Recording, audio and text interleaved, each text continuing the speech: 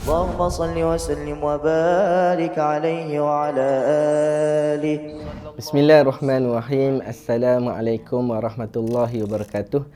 Kebiasaan pada setiap tahun pada bulan Ramadan, sibuklah geng-geng yang suka bid'ahkan orang ni menghukum bid'ah. Apa dia yang dia hukum bid'ah? Dia hukum bid'ah selawat di antara tarawih. Selawat di antara tarawih ni bukan hanya berlaku di Malaysia, berlaku di luar negara pun. Negara-negara Islam yang lain juga ada selawat di antara tarawih.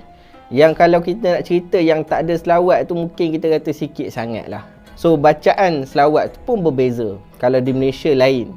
Bahkan kalau di Malaysia ni pun berbeza. Di Negeri Sembilan lain, di Selangor lain, kalau di Kelantan lain. Selawat yang dibawa tu berbeza. Maksudnya kita taklah wajibkan selawat. Tak ada orang pun yang solat tarawih, bila tarawih mesti wajib ada selawat. Tak ada orang pun kata wajib.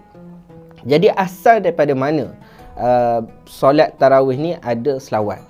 Asalnya adalah ketika mana dikerjakan solat tarawih berjemaah pada zaman Sayyidina Umar, kemudian berterusan pada zaman berikutnya. Ahli Madinah melihat orang-orang Mekah ni ada suatu kelebihan, iaitu di antara solat tarawih dia boleh tawaf. So dia solat 4 rakaat, contohlah 4 rakaat tarawih, dia pergi tawaf. Ataupun 2 rakaat dia pergi tawaf, 4 rakaat dia pergi tawaf. So kalau begitu dia banyak pahala. Tawaf sunat dapat, solat tarawih sunat pun dapat. Jadi banyak pahala. Tambah-tambah Masjidil Haram lagi besar ganjaran dia. Maka keadaan ini dilihat oleh orang Madinah. So orang Madinah pun ada kelebihan Masjid Nabawi. Cuma bab tawaf tu dia tak boleh nak buat. Maka sebab itu Ahlul Madinah, penduduk Madinah, memilih untuk menambahkan lagi 2 rakaat. Jadi mereka buat solat tarawih seperti biasa, cuma mereka tambah 2, 4 tambah 2, 4 tambah 2 begitu. Maka akhirnya mereka solat tarawih sehingga 36 rakaat. Ada yang pandangan dalam mazhab Maliki sampai 39 rakaat. Maka ini amalan yang berlaku masa tu. Kita ni bukan kata nak bergaduh antara 39 ke 36. Kita yang 20 ni pun nak diskaun 8. Yang 8 tu pun tanya ada kalau buat solat tarawih 2 rakaat dapat pahala tak? Dapat, tapi memang sikit sangat lah kan. Maka sebab itu mereka melihat orang-orang yang tak ada kemampuan untuk solat sampai 36 rakaat, terutama mazhab-mazhab yang menghukumkan solat tarawih itu 20 rakaat seperti mazhab Syafi'i, Hambali dan Hanafi menghukumkan 20 rakaat. Jadi mereka fikir nak tambah 2 rakaat lagi berat.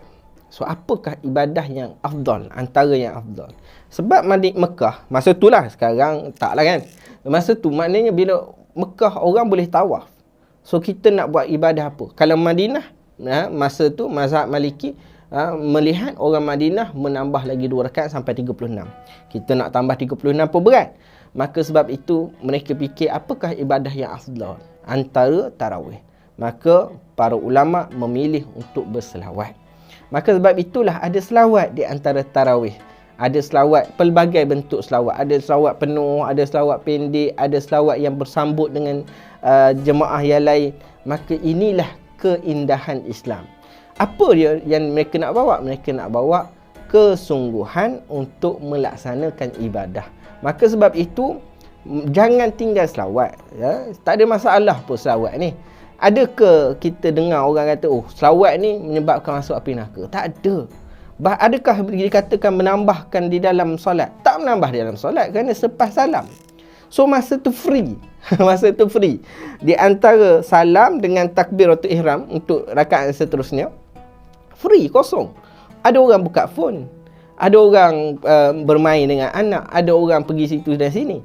Maka pada masa ini mereka memilih untuk berselawat. Maka tak ada masalah. Bahkan ianya baik. Maka sebab itu tak perlulah kita sibuk dengan golongan yang suka membida'ahkan orang. Mereka ni dahlah tak nak ibadah. Dia ajak pula orang, pengaruh pula orang supaya tak beribadah. Maka sebab itu tinggalkan kekeliruan ini. Ambil yang pasti, ambil yang kita dah amal lama, tidak ada salahnya para ulama melakukannya, para ulama membenarkannya. Maka sebab itu ulama lebih mengetahui daripada kelompok-kelompok yang suka bid'ahkan orang. Jadi setakat itu dahulu, biar berilmu, jangan keliru.